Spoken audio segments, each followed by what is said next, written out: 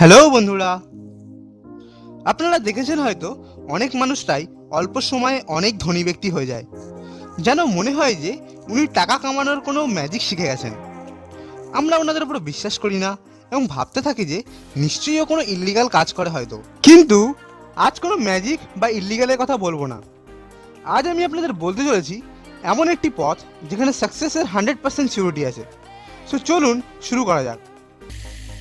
পৃথিবীতে 3 ধরনের মানুষ হয়: side workers, slow learners and first learners.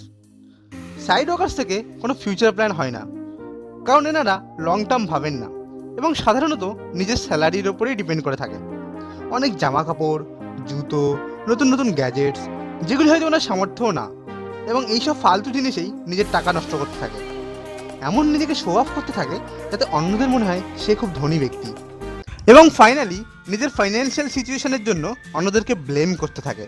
যেমন এই দেশের গভর্নমেন্টই ভালো না, বা আমার সময়টাই ঠিক চলছে না, বা আমার ভাগ্যটাই ভালো না।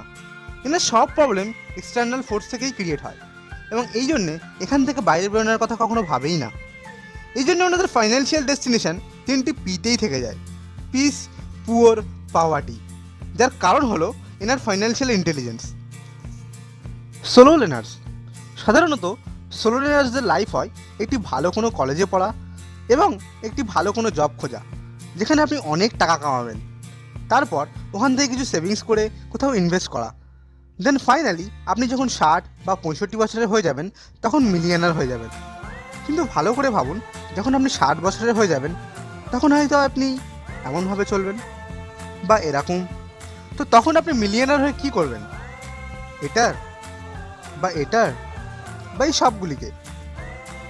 সোলো লার্নার্সের সব থেকে বড় প্রবলেম হলো নিজেকে 60 বছর বয়স পর্যন্ত বেঁচে দেওয়া, তাও আবার ভবিষ্যতের সেফটি বা ইনসিকিউরিটির জন্য, যেটা আসলে ওই বয়সে ইনকমফর্ট বা ইনসিকিউরে বদলে যায়।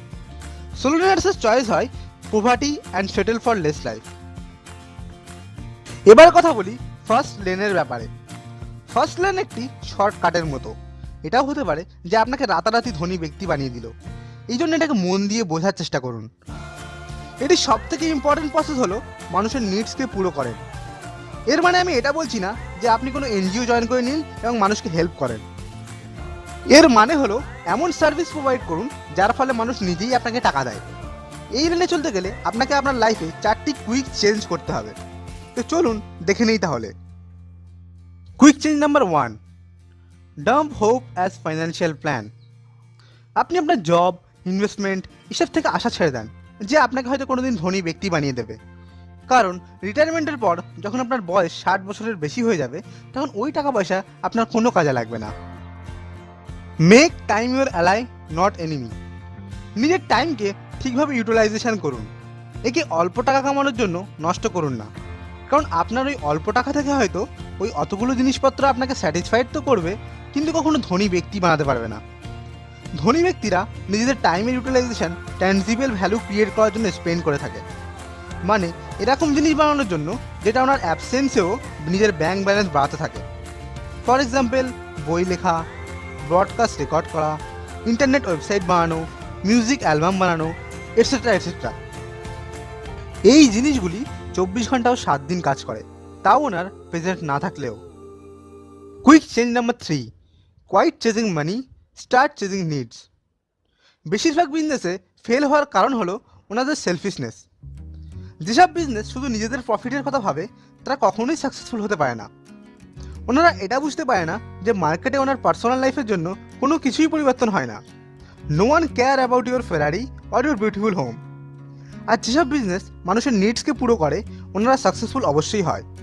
এক্সাম্পল দিচ্ছি, যদি আমি একজন দোকানদার হই আর আপনি আমার কাছ থেকে কিছু জিনিস কিনে নিয়ে গেলেন এবং আপনি বুঝতে পারলেন যে ওজন করার সময় আপনার সাথে আমি চিট করেছি, তো আপনি কি দ্বিতীয়বার আমার দোকানে কখনো কিছু কিনতে আসবেন? ডেফিনেটলি না। আপনি সেখানেই যাবেন যেখানে আপনার স্যাটিসফ্যাকশন মেলে। আপনি যে জিনিসটি কিনছেন সেটি আপনার খরচ করা টাকার সঠিক মূল্য জিনিস হয়।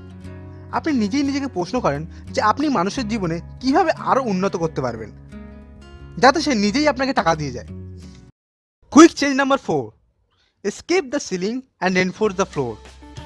ভাবেন আপনি আপনার ঘরের ছাদ খুব সহজেই টাচ করতে পারেন। এর মানে আপনি একটি বড় প্রবলেমে আছেন, কারণ যদি আপনি উঁচুতে লাফান তাহলে আপনার মাথাটি ঠিক এমন হয়ে যাবে।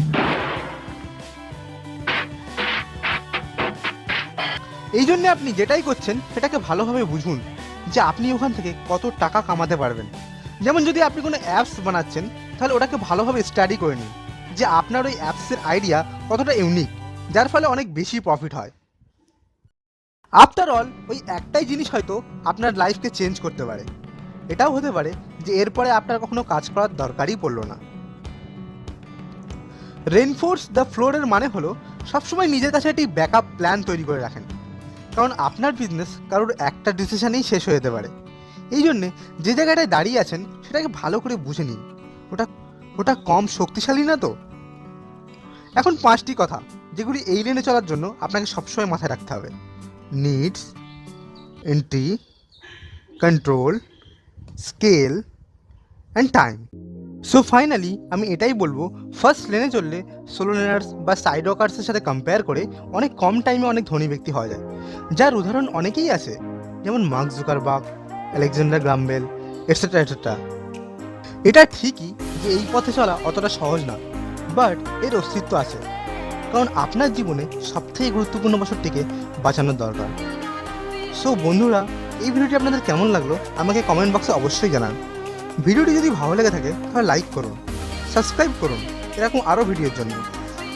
তো এখনকার মতো এতটাই, আবার দেখা হবে নেক্সট ভিডিওতে ঠিক পরের সপ্তাহে। আপনার ভালোবাসা ও সময় দেওয়ার জন্য অনেক ধন্যবাদ।